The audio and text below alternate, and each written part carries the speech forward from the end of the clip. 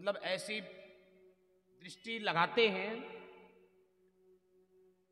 ब्राह्मण कोई साधारण नहीं है, संत कोई साधारण, सिर्फ संत का ही चोला पकड़ के जीव भव से पार होता है। ब्राह्मण कोई साधारण, भूदेव कहा गया है ब्राह्मण को, इस पृथ्वी का देवता है ब्राह्मण।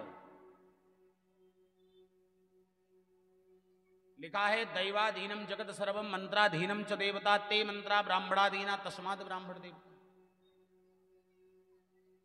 दैवाधीनम जगत सर्वम, ये संपूर्ण जगत संपूर्ण संसार किसके अधीन है? देवताओं के। ध्यान से सुन लो। मंत्राधीनम च देवता, वो देवता किसके अधीन है? मंत्र। ध्यान से सुन लो माता जी, कल से नहीं कहूंगा किसी को, हाँ जी आज सुन लो बस। दैवाधीनम जगत सर्वम, जो संपूर्ण जगत पूरा सृष्टि पूरा संसार जिन देवताओं के अधीन है। मंत्राधीना च देवता, वो मंत्र वो देवता मंत्रों के अधीन है। और वो मंत्र किसके अधीन है?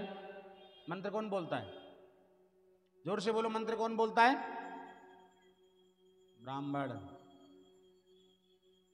7 दिन से यहां पंडित जी सुना रहे हैं, सुबेरे पूजन में सुनाते हैं मंत्र आचार्य जी हमारे, उसके बाद भी नहीं पता मंत्र कौन बोलता है। ते मंत्रा ब्राह्मणाधीना, वो मंत्र किसके अधीन है? ब्राह्मणों के अधीन, तस्मात् ब्राह्मण देवता, इसलिए ब्राह्मण भूदेव है। जिसके अधीन पूरा जगत है पूरा संसार है, वो देवता ब्राह्मणों के अधीन है। मंत्रों के अधीन, मंत्र ब्राह्मणों के अधीन, तो देवता ब्राह्मणों के अधीन है। लोग ऐसे मैंने देखा है, लोग अपने घर में ब्राह्मण नहीं बुलाते, वो समझते हैं हमारे घर कोई नौकर आया है, मतलब ब्राह्मणों को आदेश, पंडित जी ये करो, पंडित जी हम सिखाएंगे पंडित जी क्या करो। अभी मैंने आपको कथा सुनाया कि जिनके आगे द्वारिकाधीश भगवान साष्टांग लेट गए, जिन ब्राह्मण के सामने स्वयं परमात्मा सीधा सीधा लेट गए, जिन ब्राह्मण की पूजा स्वयं भगवान करते थे, आज उन ब्राह्मण का इतना अनादर हम करते। लोग ऐसा अभी हमारे घर में तैयारी नहीं हुई है पूजा की, 1 घंटा पहले पंडित जी को बुला लेते हैं, बैठे रहेंगे। किसी घर में पंडित जी पहुंचने में लेट हो जाए तो पहुंचने के बाद बताता, पंडित जी इतनी लेट कर दी आप, क्यों? नौकर है हमारे।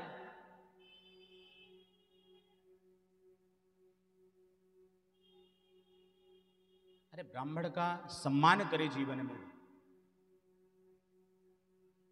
पूजा ही विप्र सकल गुणहीना, यदि ब्राह्मण का बालक, यदि ब्राह्मण सकल गुणों से सब गुणों से हीन है तो भी वो हमारे लिए पूजनीय है।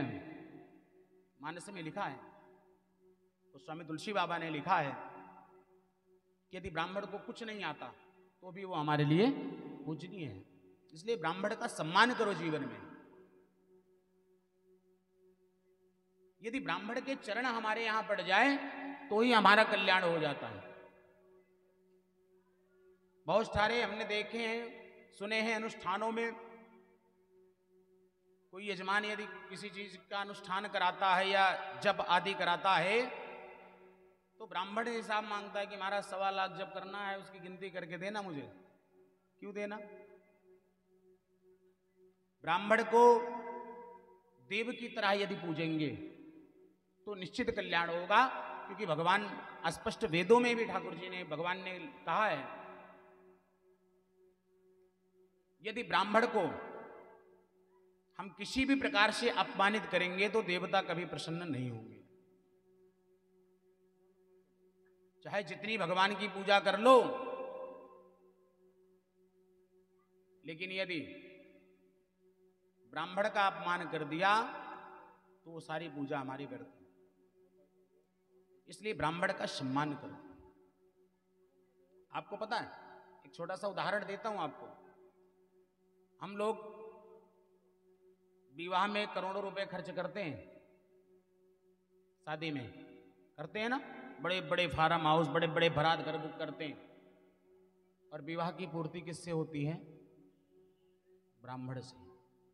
बिना ब्राह्मण के विवाह आपका संपन्न नहीं होगा, चाहे कितना महंगा कर लो। 4-5 घंटे के लिए कई लाख रुपए फार्म हाउस और बारात घर में दे देते हैं, और सिर्फ एक लौकिक दिखता है और कुछ है नहीं उसमें। क्या पहले बारात घर बड़े बड़े फार्म हाउस नहीं थे तो क्या शादियां नहीं होती थी? होती थी ना।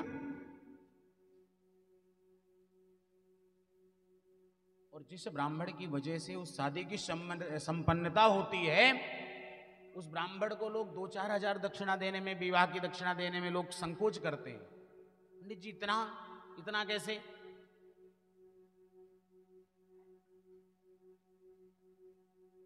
2-4, 10, 20 लाख, 50 लाख रुपए बारात घर में खर्च हो जाते हैं। जितना तो बारात में दूल्हे के ऊपर लुटा देते हैं, जबकि पैसा लुटाना लक्ष्मी का बहुत बड़ा अपमान है। ध्यान देना, जो हम लोग ये नोट की गड्डियां लुटाते हैं ना, लक्ष्मी का बहुत बड़ा अपमान है। उतना भी ब्राह्मण को देने में, ब्राह्मण को दान करने में हम संकोच करते हैं।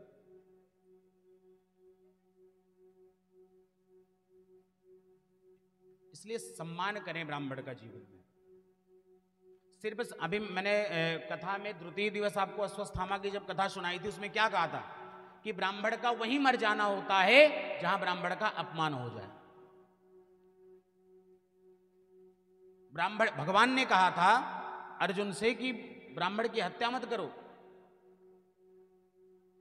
ब्राह्मण का अपमान ही उसकी मृत्यु है, उसका मरना होता है। और जिसने ब्राह्मण का अपमान किया, संसार में उसको कोई बचा नहीं सकता। एक श्लोक मुझे स्मरण नहीं आ रहा, अभी याद नहीं आ रहा, उसमें लिखा है, बड़ा सुंदर उसका भावार्थ है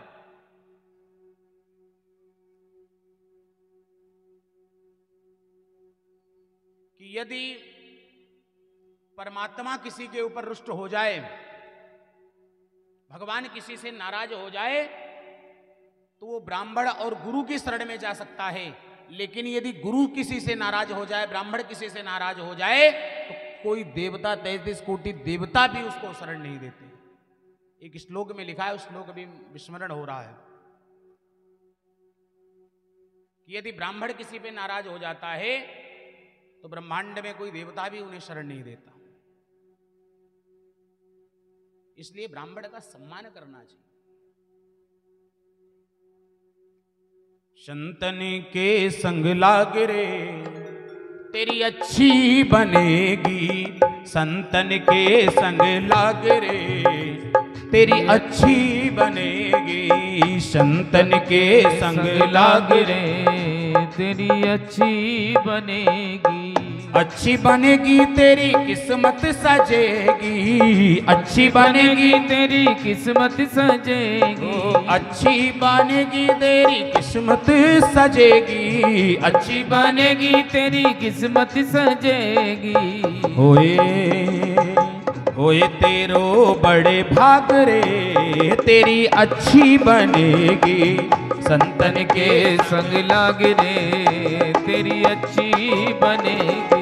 मोह की शाम बहुत दिन सोया, मोह की शाम बहुत दिन सोया, बहुत दिन सोया, बहुत दिन सोया, बहुत दिन सोया, बहुत दिन सोया। मोह की शाम बहुत दिन सोया, मोह की शाम बहुत दिन सोया। जाग सके तो जाग रे, अब जाग सके तो जाग रे तेरी अच्छी बनेगी, संतन के संग लाग रे तेरी अच्छी बनेगी, संतन के संग लाग रे तेरी अच्छी बनेगी, संतन के संग लाग रे तेरी अच्छी बनेगी। मीठी मीठी तालियां, जय हो।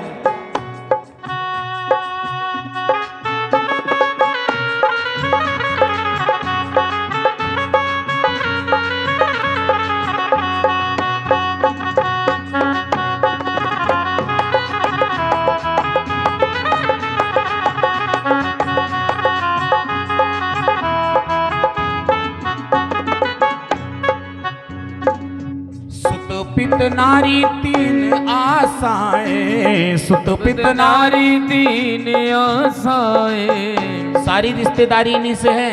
सुत पित नारी, पिता पुत्र और स्त्री। सुत पित नारी तीन आशाएं, सुत पित नारी तीन आशाएं। तीन आशाएं, तीन आशाएं, तीन आशाएं, तीन आशाएं। सुत पित नारी तीन आशाएं, सुत पित नारी तीन आशाएं। त्याग सके तो त्याग रे। त्यागने का अर्थ ये नहीं है इनको छोड़ना। उस दिन मैंने आपको बताया था, यदि याद हो, कि घर में रहना पाप नहीं है, लेकिन हमेशा घर को मन में रखना बहुत बड़ा पाप है। त्याग सके तो त्याग रे, तेरी अच्छी बनेगी। संतन के संग लाग रे, तेरी अच्छी बनेगी। कहत कबीर राम सुमिरन कर, कहत कबीर राम सुमिरन कर। राम सुमिरन कर, राम सुमिरन कर, राम सुमिरन कर, राम सुमिरन कर। कहत कबीर राम सुमिरन कर, कहत कबीर राम सुमिरन कर। भज सके तो भज रे, भज सके तो भज रे, तेरी अच्छी बनेगी। संतन के संग लाग रे, तेरी अच्छी बनेगी। ओ मन मेरी यह बात रे, तेरी अच्छी बनेगी। और संत ही जीव को भव से पार कर सकते हैं। देखो, जीवन में एक चीज और ध्यान रखना, कभी भी किसी व्यक्ति को देख करके